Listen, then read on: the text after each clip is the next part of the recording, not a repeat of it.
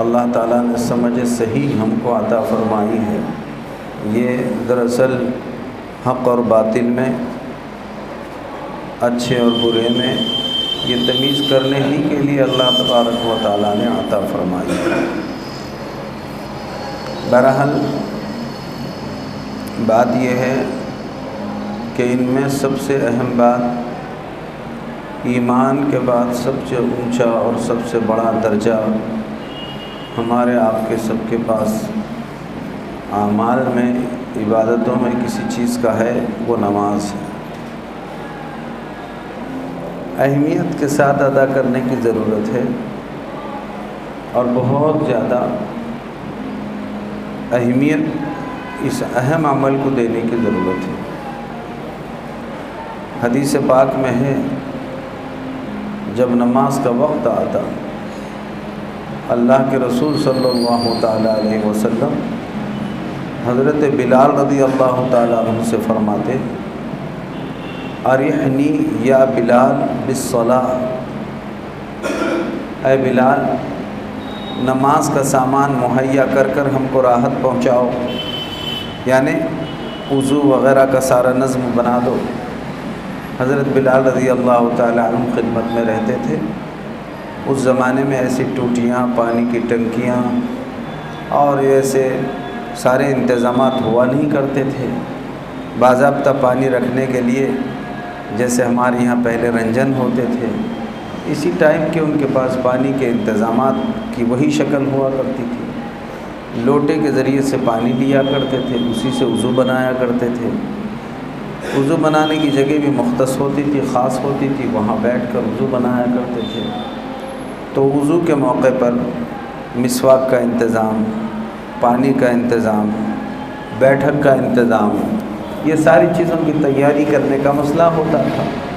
تو حضرت بلال رضی اللہ تعالیٰ عنہ کو اللہ کے رسول صلی اللہ تعالیٰ علیہ وسلم یہ بات ارشاد فرماتے تھے کہ نماز کا سامان مہیا کر کے ہم کو راحت پہنچاؤ، بڑی بات۔ پھر آپ نے اسی کو فرمایا، قرۃ عینی فی الصلاۃ، میرے آنکھوں کی ٹھنڈک نماز میں۔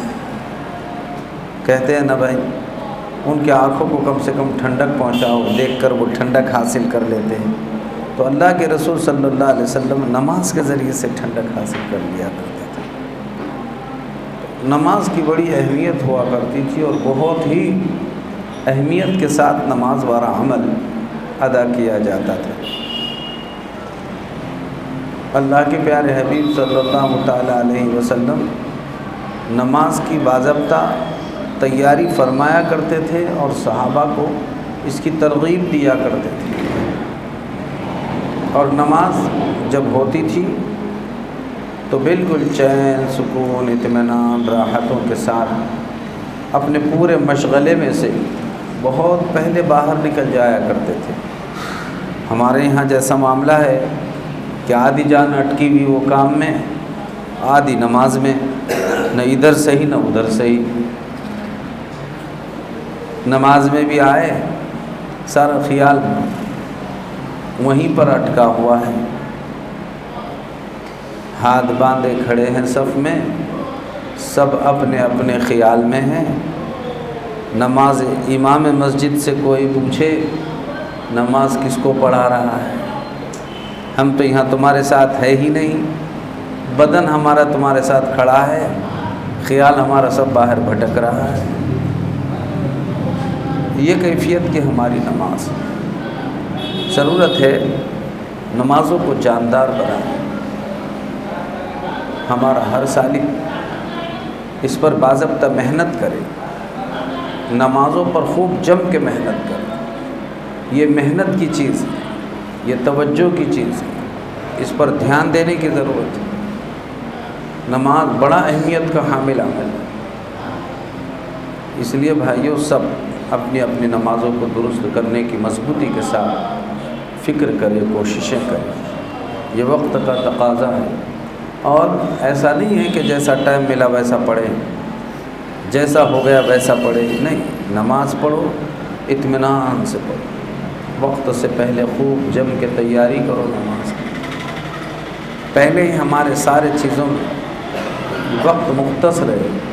اب تو اللہ کا شکر ہے ہر جگہ یہ طے ہے فلاں مسجد میں اتنے بجے نماز ہے، فلاں مسجد میں اتنے بجے نماز ہے، فلاں جگہ اتنے بجے نماز ہے. تو ہر جگہ نمازیں ہوتی ہے، وقت پہلے سے طے شدہ ہے. پھر بھی ہم یوں نکلتے ہیں کہ اگر یہاں سے نکلے تو جماعت کھڑی بھی ملنا، 1-2 رکعتیں چلی جانا، قاعدہ بھی ملا تو جماعت مل گئی، نماز مل گئی، بات ختم ہو گئی. بلکہ بعض لوگ تو اتنے سست اور کاہلی میں رہتے ہیں کہ مسجدوں میں نمازوں کے لیے تو آتے ہیں، لیکن نماز کے بعد وہ خط آ کر بھی جب جماعت کھڑی بھی رہتی ہے رکوع ہونے تک کھڑے رہتے ہیں. جیسے تراویح میں بھی یہی حال ہے. آپ کو معلوم ہونا چاہیے کہ تراویح میں پورا قرآن مجید جو سننے کا حکم ہے، تو یہ پورا قرآن نماز میں سننے کا ہے، نماز میں. اب اگر کوئی شخص وضو بنا کر رکوع کے انتظار میں آستین نیچے اوپر کرتے بیٹھا رہا ادھر ادھر، اور رکوع کے وقت آیا، امام صاحب نے جو بھی اس میں پاؤ پارا جتنا چند رکوع پڑھے وہ نماز میں انہوں نے پڑھے، انہوں نے نماز میں تو سنا نہیں، تو ان کا اتنا قرآن چھوٹ گیا. چاہے وہاں بیٹھ کر وہ سنتا رہا تب بھی وہ سننے والوں میں شمار نہیں ہوگا. نماز میں جو سننا ہے وہ اس حالت میں سننا ہے کہ آپ کی رکعت بندھی ہوئی ہو اور آپ قرآن مجید سن رہے ہو. اسی وجہ سے تو تکبیر تحریمہ کا اتنا زیادہ اہتمام ہے کہ تکبیر تحریمہ چھوٹنی نہیں چاہیے. وہ اسی وجہ سے ہے تاکہ امام کے ساتھ آپ نماز میں جٹے رہیں اور سورہ فاتحہ بھی آپ کو پورا سننے کو ملے، اس کے بعد ضم سورت بھی آپ کو سننے کو مل رہا ہو. تو پوری تلاوت آپ کو سننے کو اسی وقت ملے گی جب آپ شروع سے امام کے ساتھ جڑے ہوئے رہیں. نمازوں کو بھائیوں جاندار بنانے کی ضرورت ہے. یہ وقت ہے اب اس وقت نمازوں کو بہت جاندار بنائیں. یہ اب تک جتنی مجلسیں ہوئی اس میں جن رذائل، برائیوں اور گناہوں کے تذکرے ہوئے، یہ باہر کی زندگی ہے، ان کو چھوڑنا ہے اور اندرونی طور پر نمازوں پر باضابطہ محنت کرنا ہے. جو اہم بات میں آپ کو بتانا جا رہا ہوں سمجھنے کی ہے، غور سے سننے کی ہے، عمل کرنے کی ہے. عمل کریں گے سب؟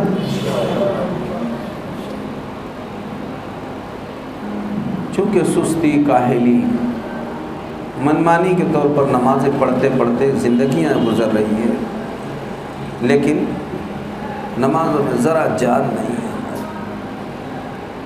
کسی طرح سے بس کہاں گئے تھے، نماز کو گئے تھے، کیا ہوا، نماز پڑھے ہو گئے.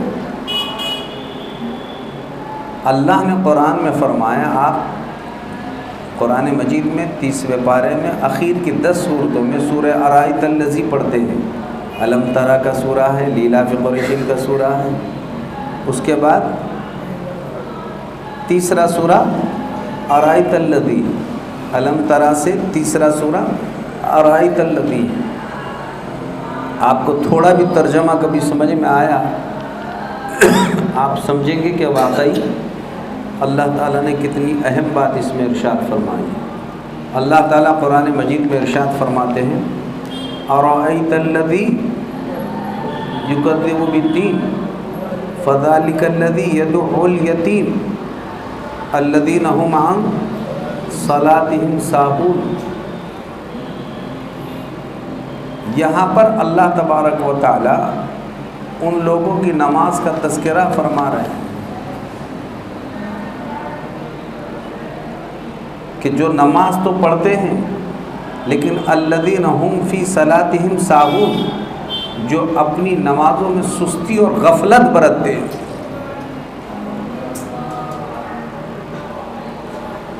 سستی اور غفلت کے ساتھ نماز پڑھتے ہیں، نماز پڑھتے ہیں لیکن سستی اور غفلت کے ساتھ نماز پڑھنے والوں پر تنبیہ کی جا رہی ہے.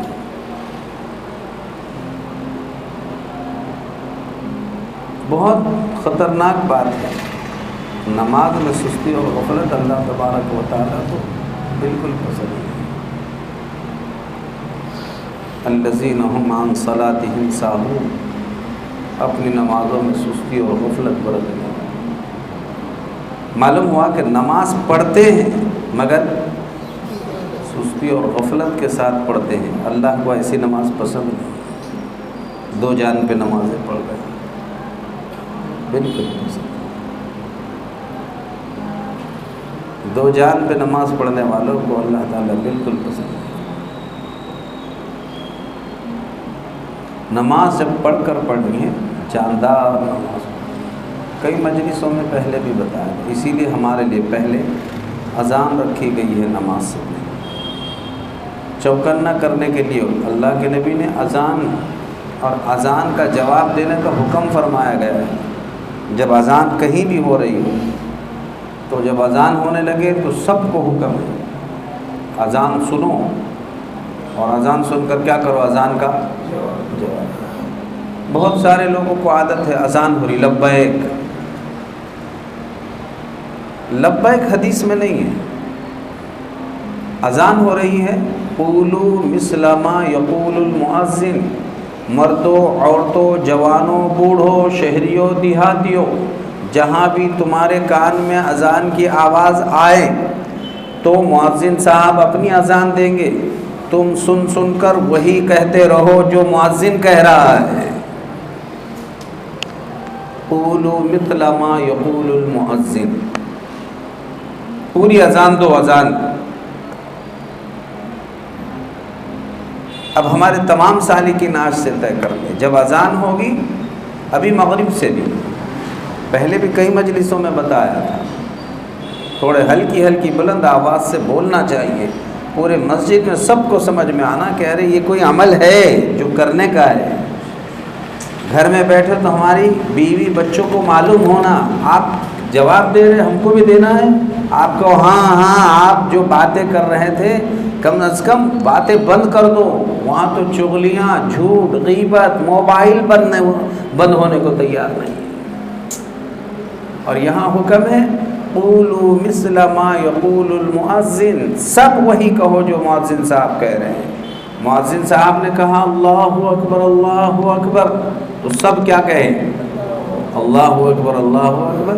مؤذن صاحب کہے اشہد ان لا الہ الا اللہ، تو سب نے کیا کہنا چاہیے؟ اشہد ان لا الہ الا اللہ۔ مؤذن صاحب کہے اشہد ان محمد رسول اللہ، سب نے کیا کہنا چاہیے؟ اشہد ان محمد رسول اللہ۔ اشہد ان محمد رسول اللہ کا جواب صلی اللہ علیہ وسلم نہیں ہے، بلکہ اشہد ان محمد رسول اللہ کا جواب اشہد ان محمد رسول اللہ ہی ہے۔ البتہ حی علی الصلاح اور حی علی الفلاح کے وقت لا حول ولا قوت الا باللہ کہنا چاہیے۔ اس کے بعد پھر پوری اذان میں مؤذن صاحب جو کہہ رہے ہیں وہی کہنا چاہیے۔ بولو آج سے اپنی موت تک اہتمام کریں گے انشاءاللہ، ہمیشہ۔ اور تھوڑا ہلکی آواز کر لیے بلند تو پڑوس والے کو بھی پتہ چلتا ہے کہ بھی کچھ کہنا چاہیے، بولنا چاہیے۔ ہر وقت کو دکان پر رہو، کاروبار میں رہو، کھیتی باڑی میں رہو، گھر میں رہو، مکان میں رہو، دکان جہاں ہے، مؤذن صاحب نے اذان دی، سب نے اذان کے الفاظ دہرانا چاہیے۔ اذان کے الفاظ دہرانے کے ساتھ ساتھ اگر اذان کے بعد کی دعا یاد ہے دعا پڑھ لینا چاہیے، نہیں یاد ہے یاد کر لینا چاہیے۔ آج سے یاد کرنا شروع کر دیے تو ٹھیک ہے، یاد نہیں ہے 8 دن میں یاد ہو جائے گی، 15 دن میں، مہینے میں، 4 مہینے میں۔ آج شروع کر دیے 1 سال میں دو جملے یاد کرنا شروع کر دے تو اس سال بھر میں یاد ہو جائے گی۔ حدیث میں ہے حضور اکرم صلی اللہ علیہ وسلم نے ارشاد فرمایا صلی اللہ علیہ الوسیلہ، جب اذان ہو جائے تو لوگوں تم میرے لیے اللہ سے وسیلہ کی دعا کرو، مانگو۔ صلی اللہ علیہ الوسیلہ، میرے لیے وسیلے کی دعا مانگو۔ اس میں وسیلے کی دعا مانگی گئی ہے، اللہم رب هذه الدعوة التامة الصلاة القائمة آت محمدا الوسیلة والفضیلة وابعثه مقاما محمودا الذي وعدته۔ انک لا تخلف المیعاد. یاد کرو، پڑھو، یہ دعائیں مانگنے کا اہتمام کرو بھائیو، بڑا فائدہ ہوگا.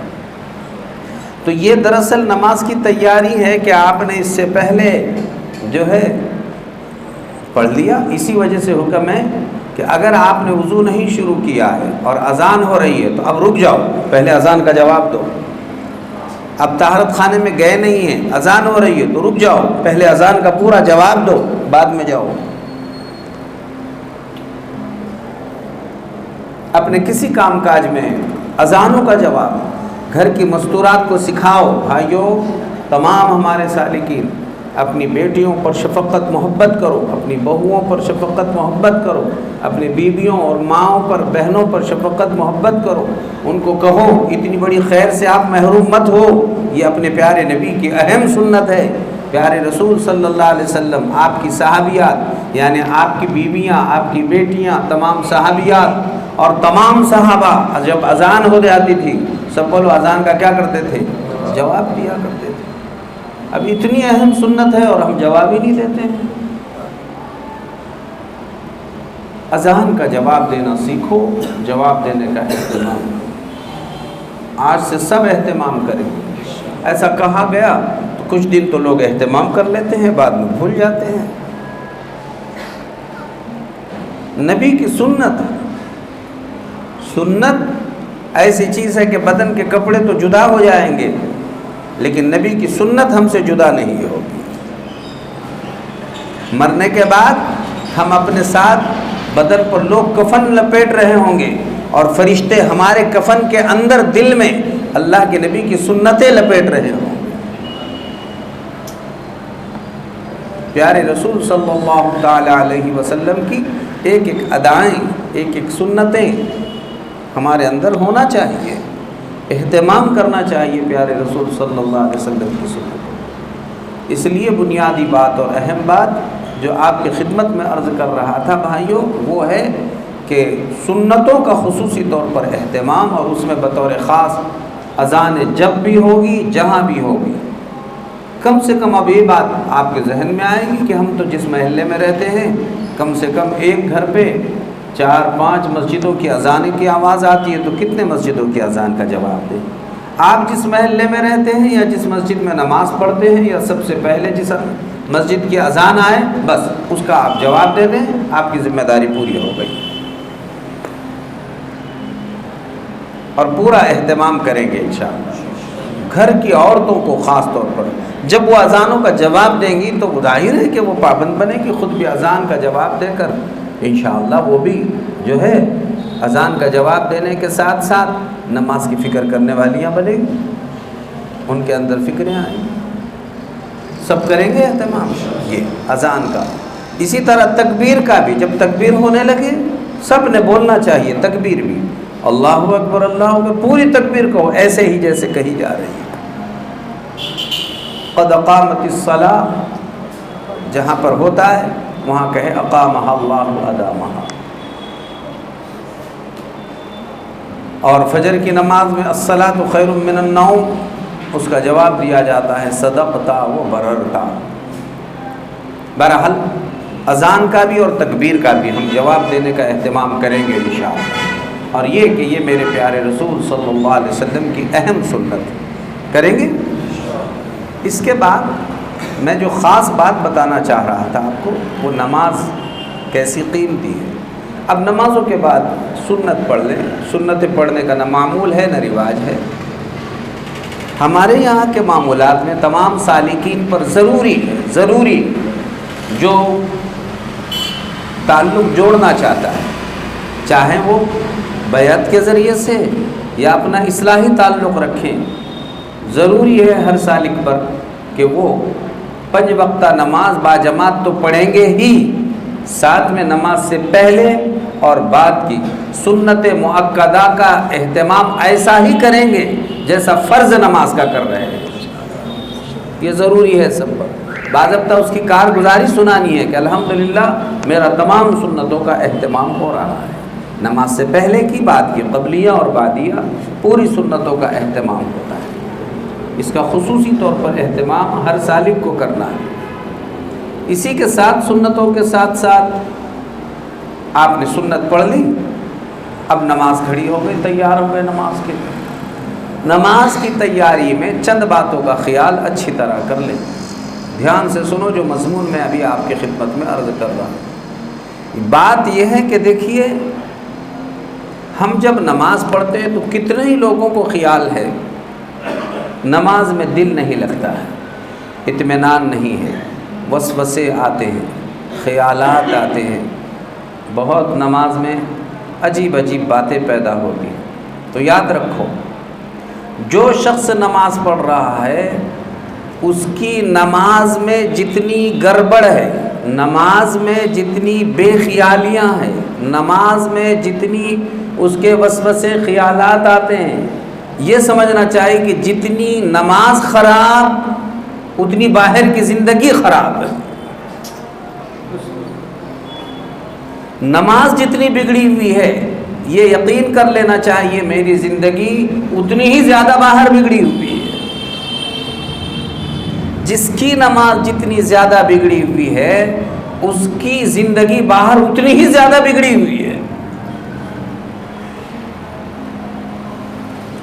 یہ جتنا نماز میں جو کچھ گڑبڑ ہو رہی ہے، معلوم ہوتا ہے اتنا میرے زندگی میں باہر بگاڑ ہے، اس کا عکس رکعت باندھنے بعد پڑ رہا ہے میرے اوپر۔ سمجھو یہ بات کو، یہ بہت اہم بات ہے، سمجھنے سے تعلق رکھتی ہے۔ آپ کہیں مطلب یہ ہے کہ میرے اندر رکعت باندھنے کے بعد جتنا خیال مجھے اللہ کا آ رہا ہے نماز میں، مطلب اتنا میں اللہ سے ڈر رہا ہوں باہر بھی، اور اگر کہیں اللہ اکبر سے السلام علیکم رحمۃ اللہ ہوتا ہے لیکن پتہ بھی نہیں چلتا میں نے کیا پڑھا، اس کا مطلب باہر اتنا زیادہ میں اللہ سے بے خیال ہوں۔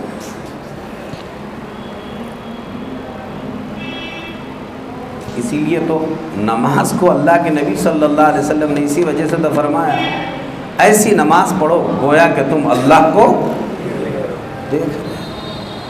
یہ دھیان جمایا جا رہا ہے۔ اب اتنا حکم ہونے کے باوجود بھی بولو، کوئی دعویٰ کر سکتا ہے کہ میں نے نماز میں تقریباً باہر کے اور اندر کے ملا کر 13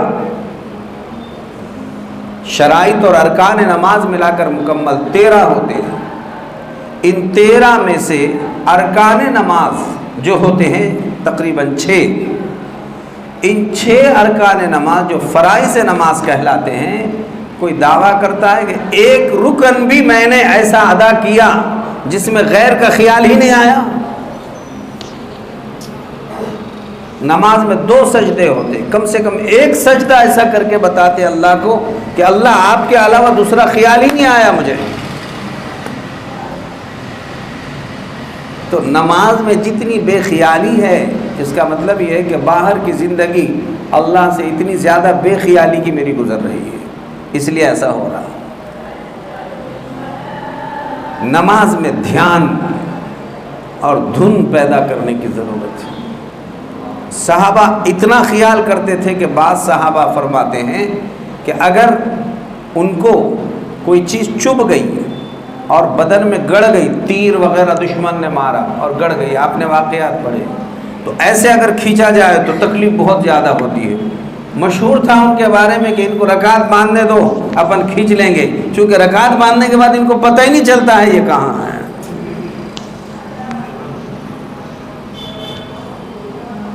آپ کو یاد ہوگا اس سے پہلی مجلس میں عرض کیا گیا تھا، اسی وجہ سے آپ دیکھیں نا، نماز میں کہتے ہیں اللہ اکبر بول کے رکعت باندھتے وقت کیا کہنا چاہیے؟ تکبیر تحریمہ، اللہ اکبر۔ اس کا مطلب یہ ہوا کہ تم نے جب اللہ اکبر کہا تو گویا تصور کرنے کے لیے یہ سمجھو کہ ہم اس عالم دنیا سے نکل گئے، عالم دنیا میں نہیں ہے۔ الصلاۃ معراج المؤمنین، اللہ کے نبی صلی اللہ علیہ وسلم کی معراج 7 آسمان پر جا کر ہوئی تھی، اور الحمدللہ نماز میں پڑھ رہا ہوں تو میری بھی کیا ہو رہی ہے؟ معراج ہو رہی ہے، میں اس عالم دنیا میں ہے ہی نہیں۔ اب جیسے ہی اللہم انی ظلمت پوری مکمل ہو گئی، تو اب حکم یہ ہے اپنے دائیں اور بائیں طرف رخ پھیر کر کیا کرو؟ تو سلام پھیرتے وقت نیت کر لو کہ میرے سیدھے طرف جتنے بیٹھے ہیں، تو انسان ہو یا فرشتے ہوں، میں سب کو سلام کر رہا ہوں، اور بائیں طرف جتنے ہیں ان سب کو سلام کر رہا ہوں، اور جو بالکل امام کے پیچھے ہیں تو وہ بھی اس وقت نیت کر لیں۔ تو سب کو حکم ہے کہ دائیں بائیں والوں کو السلام علیکم کہو۔ ایک حکمت اس میں سنو دھیان سے، وہ جو حکمت بتائی گئی کہ کیا بات ہے، ان کو سلام کرنے کا کیا مسئلہ ہے، یہ تو پڑوس میں ہی ہے۔ گویا نمازی یہ کہہ رہا ہے، ارے میں نے اللہ اکبر کہنے کے بعد عالم دنیا سے میں کہیں اور چلا گیا تھا، اب میں باہر آ چکا ہوں، السلام علیکم ورحمۃ اللہ۔ نہیں سمجھے آپ؟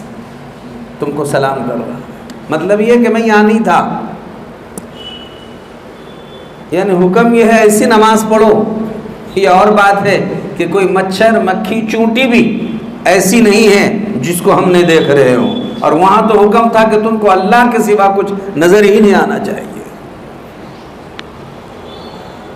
نمازوں کو جاندار بنانے کی ضرورت ہے، نمازوں پر محنت کرنے کی ضرورت ہے، بہت زیادہ محنت نماز پر ہونی چاہیے، اپنی نمازوں کو جاندار بنایا جائے۔ تعلق شروع ہوتا ہے اذان سے ہی نہیں، اس کا تعلق شروع ہوتا ہے طہارت سے۔ بولو کہاں سے؟ اذان سے، نماز سے نہیں، تعلق شروع ہوتا ہے طہارت سے۔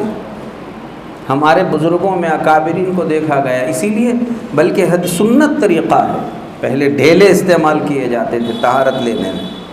اب تو یہ ہے کہ بھئی طہارت کو بیٹھے کہ سارے اعضاء جواب دے رہے ہیں، معلوم نہیں کتنے قطرے اس کے ٹپکے ہیں اور خراب ہو گیا ہے، کیا کیا شکل بنی ہے، لیکن اس طرف نہ دھیان جاتا ہے، نہ توجہ جاتی ہے، اور نہ ہی اس طرف خیال کیا جاتا ہے کہ بھئی طہارت اچھی طرح سے کھنکار کے ذریعے سے چند قدم چل کر ٹہل کر اچھی طرح جب لگے کہ اب میرا ہر طرح سے مجھے پاکی حاصل ہو رہی ہے، اب جا کر آپ وضو کی تیاری کرنا چاہیے۔ فوراً بس ایسے ہی ہو گئی، اور اب بہت سارے لوگوں کی تو طہارت بھی برابر نہیں ہوتی۔ سب سے پہلی چیز طہارت ہے، وہاں سے شروع ہوتا ہے معاملہ، اور یہ تو نماز کی تیاری اذان سے ہے۔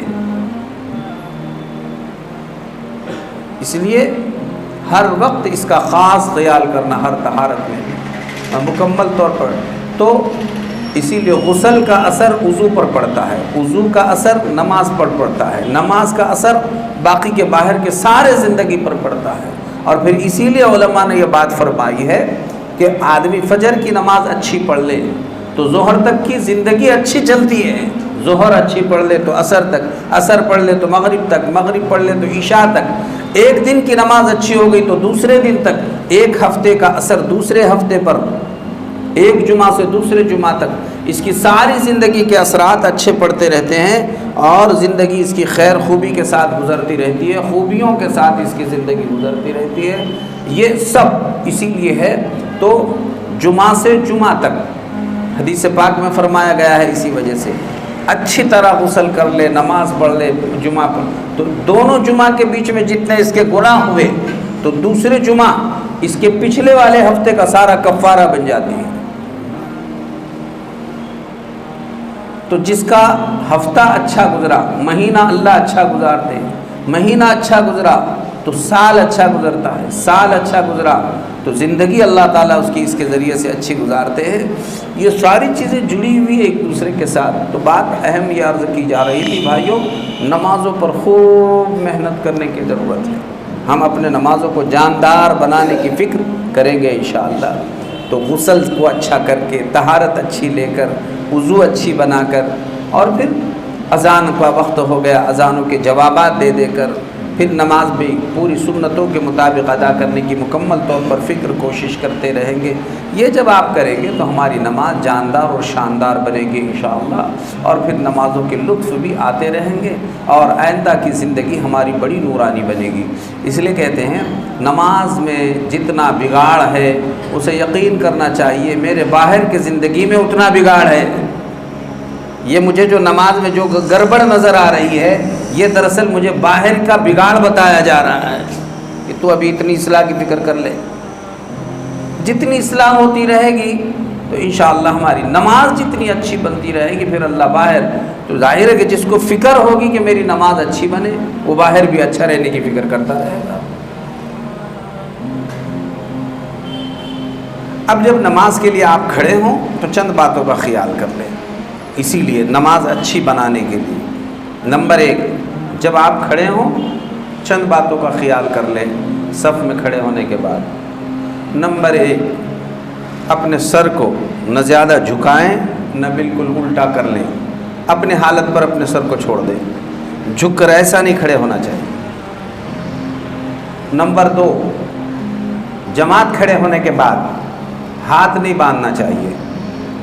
جماعت کھڑے ہونے سے پہلے، تکبیر تحریمہ سے پہلے ہاتھ، آپ جب نماز کے لیے کھڑے ہوں تو ایک تو یہ ہے کہ آپ کھڑے ہو گئے تو ابھی جماعت کھڑی نہیں ہے، یعنی تکبیر کہی جا رہی ہے، تو تکبیر کہتے وقت ایسا نہیں کھڑے ہونا چاہیے، بلکہ یہ ہم اپنے حیت پر کھڑے رہیں۔ نمبر 2، ابھی تکبیر ہو رہی بول کے ایسا نہیں کھڑے ہونا چاہیے، یہ غلط طریقہ ہے۔ تکبیر کے وقت ہاتھ نہ باندھے جائیں بلکہ سیدھے کھڑے کر دیے جائیں۔ نمبر 3، یعنی نمبر 1 سر نہ جھکائیں، نمبر 2 ہاتھوں کو نہ باندھیں، نمبر 3 اپنے دونوں پیر اور ایڑیوں میں 4 انگل اور زیادہ سے زیادہ 1 بالشت کا فاصلہ رکھ کر کھڑے ہوں، اس سے زیادہ نہیں، 4 انگل یا 1 بالشت کا فاصلہ۔ یہ 3 باتیں ہو گئی۔ نمبر 4، اگر باجماعت نماز پڑھ رہے ہیں تو ہر ساتھی اپنا کندھا اپنے پڑوس کے ساتھی کے کندھے سے ملا کر کھڑے ہو، مل کر کھڑے ہونے کی فکر کر لیں۔ نماز میں ابتدا میں نماز سے پہلے ان باتوں کی فکر کر لیں، اور اس وقت تصور کر لیں کہ میں نے اگر ایسی نماز نہیں پڑھی تو میری یہی بات ہے کہ یہ سب باہر کی زندگی کا بگاڑ ہے جو مجھے یہاں پر ظاہر ہو رہا ہے، اس لیے مجھے اپنی نماز جاندار شاندار بنانا ہے۔ اللہ تعالیٰ اپنے فضل سے خوب عمل کی توفیق عطا فرمائے۔